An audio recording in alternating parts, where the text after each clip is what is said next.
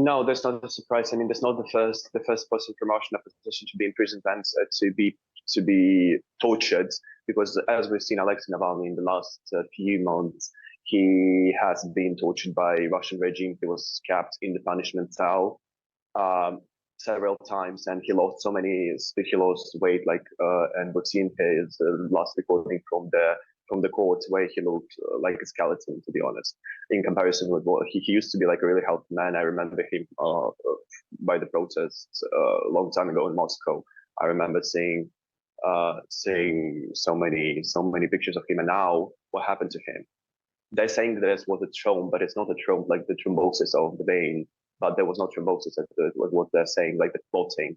But there was not a clotting. They killed him. They've been deliberately killing him for a long period of time, because Alexei Navalny is an opposition leader, and even in the eyes of Russian propaganda, people still will be confused by why the Russian opposition leader is dead. Like 47-year-old man, healthy, good looking. I mean, why? I mean, for Putin, for himself, I cannot understand why he's done it just before the elections.